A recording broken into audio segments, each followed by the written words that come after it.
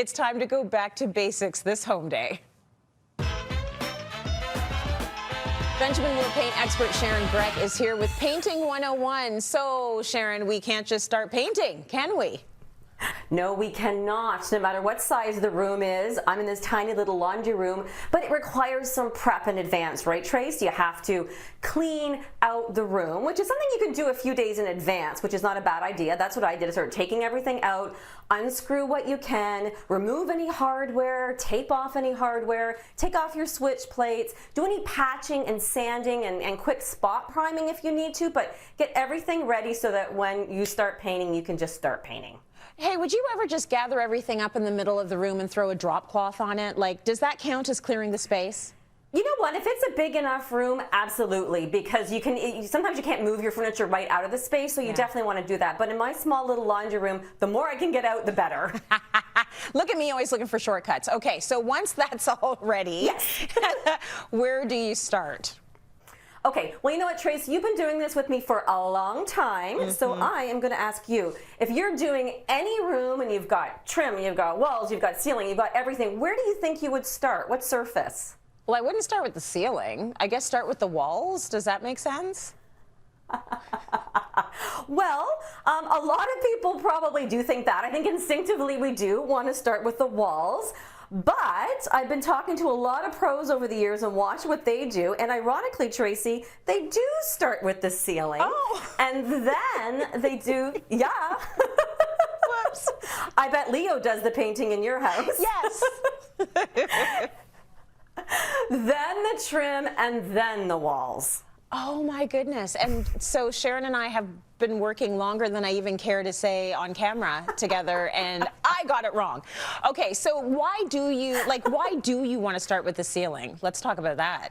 Okay, let's talk about that. I think what you really want to think about is it's the pain in the butt project, doing the ceiling. I hate getting up there with, even if I have an extension, it's a lot of work going up there. You tend to get more splatter on the ceiling. You don't want to splatter over your lovely new painted walls. So it's just a good place to start. And I'll show you, actually I'll pick up got a little bit of the ceiling paint in here. The other thing is, if you start with the ceiling, you don't have to be super tidy and worry about the walls. So I'm going to put a little bit of my ceiling paint on my brush here, and you can see that I can be a little bit messy. So I'm going to start with the ceiling, and you start brushing in, because you know you have to brush all the way around the perimeter, so that's a whole job in itself. You can do this, and I don't know if you can see, but I'm not being careful. I'm getting some of the paint on the wall, and it's okay, because later when I cut into the wall, it's going to be easier. So you can go all the way around the perimeter, being a little bit messy, and then you can take your roller, and then once you've done the entire thing, you can go all the way around and roll your ceiling. And then while you're waiting for the ceiling to dry, or you want to get, you know, 1 or 2 coats, but even once you're waiting an hour for the ceiling to dry, then it's time to do the trim. You might want to leave the trim to last, but I'm going to show you why I don't and why a lot of professionals don't. So I've got my trim paint. I put my tiny little bit of paint on there for now.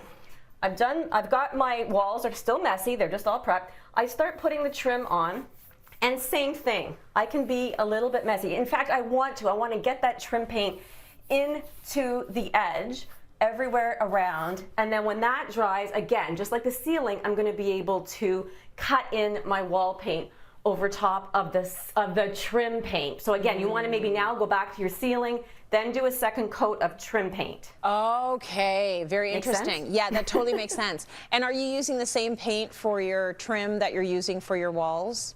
Good question. I am not, and most of us like the trim to be a little bit shinier. It's going to get a little bit more abuse, so I'm using Advance in a semi-gloss finish for the trim. That is a really good question though, Trace, because what I should have also shown here, when you're putting the paint on with the trim, try not to be too goopy. So I said you can be a little bit messy. I don't mean drips, okay? You want to feather it out so it's nice and smooth, so that when it dries and you're taking your wall paint in, so this is all dry, you're going to cut your wall paint in, and I'm right-handed, so this is kind of awkward, but I'm going to be able to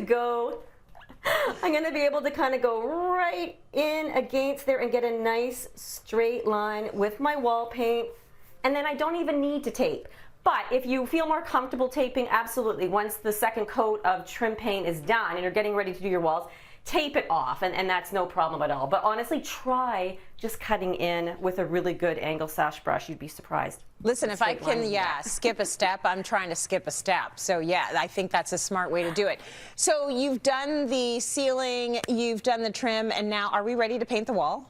Yes, so you can now go crazy. So you've done the trim, we've done the 2 coats, we've taken you've taped it if you want to. Wait till it dries, obviously, tape it. But like I said, I think if you use a good angle sash brush, you want to cut in all around the trim and the ceiling with your wall paint. I'm using a color called Moonshine in Eggshell. So it's quite subtle when it's wet, but there will be a bit of more color when it's dry. But you can see how I can cut in even up at the ceiling here. Put a little bit there, so a trick for cutting in, so you don't need tape. And then go right up to the top, and then just don't drink a lot of coffee before you do this, and you should be able to get a nice straight line. Do that all the way around, and then take your roller and go and do your 2 coats of paint, and then you're done. Amazing. Sounds so easy. I can't wait to see it when it's done. Sounds so easy. Right? It's going to be amazing, I'm sure. And a great refresher. Thank you, Sharon, even for me.